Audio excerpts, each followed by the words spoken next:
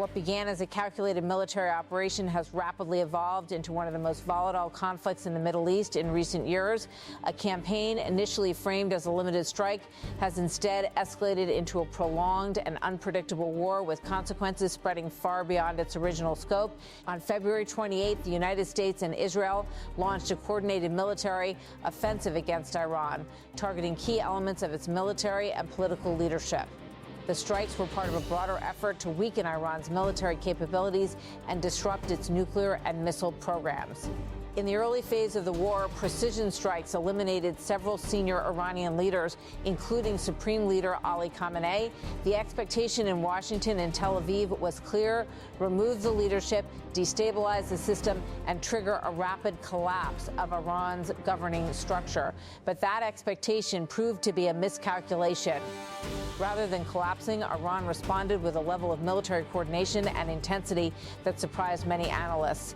Within days, Iranian forces and their regional allies launched retaliatory strikes across multiple countries in the Middle East. Missiles and drones targeted U.S. military bases, energy infrastructure, and allied positions in several Gulf nations.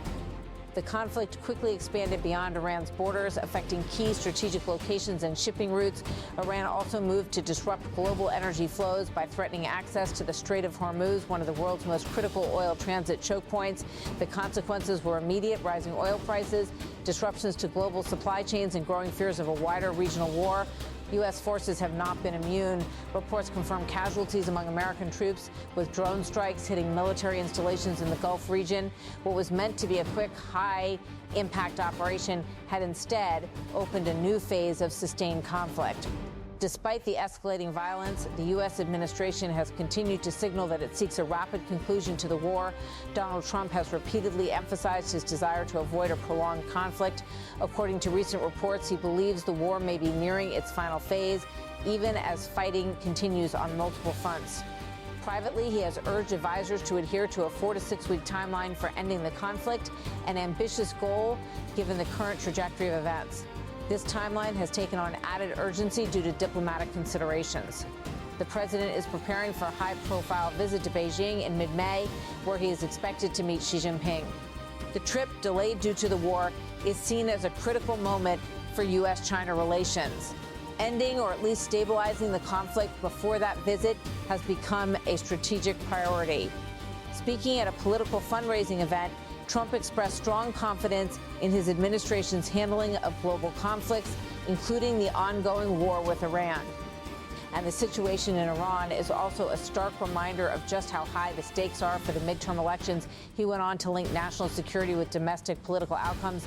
If Democrats had won in 2024, our country would right now be a nation in terminal decline. I don't even know if we'd have a nation right now. The president also highlighted what he described as a dramatic turnaround in military recruitment. 1 year later, we set records on recruitment. We had the greatest recruitment in the history of our country.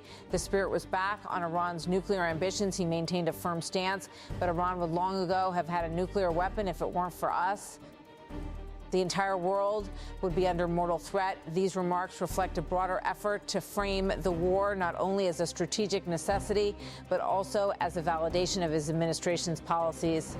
While military operations continue, diplomatic efforts to end the conflict are ongoing but fragile.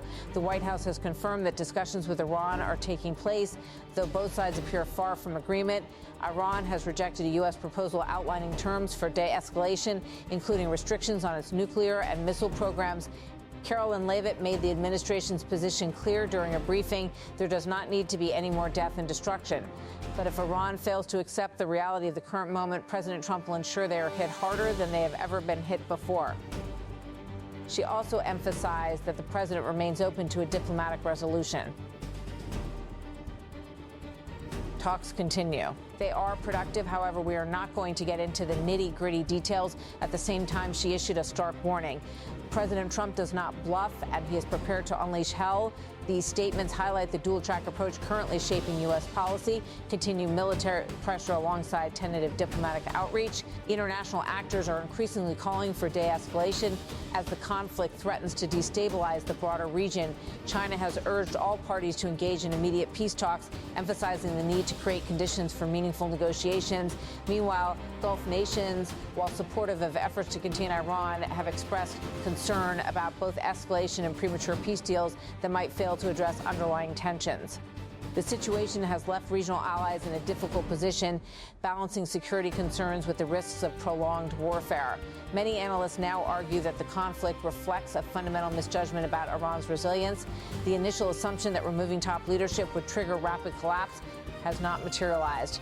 Instead, Iran has demonstrated an ability to sustain operations, mobilize regional allies, and impose costs on its adversaries.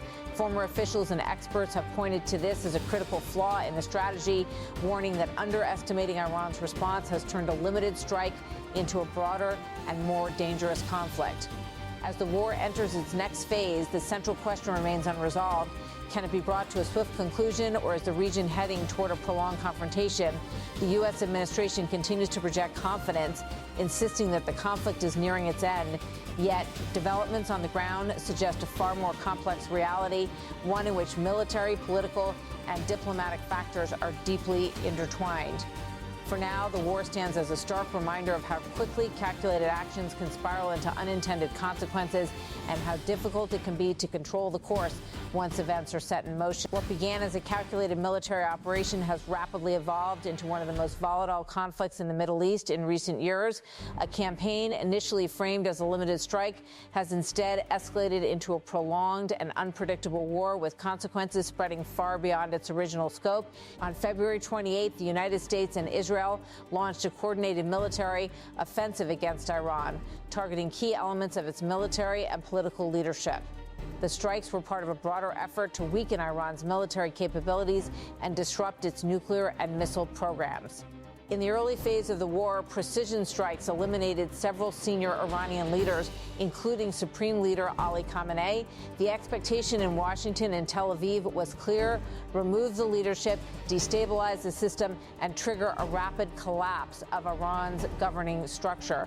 But that expectation proved to be a miscalculation. Rather than collapsing,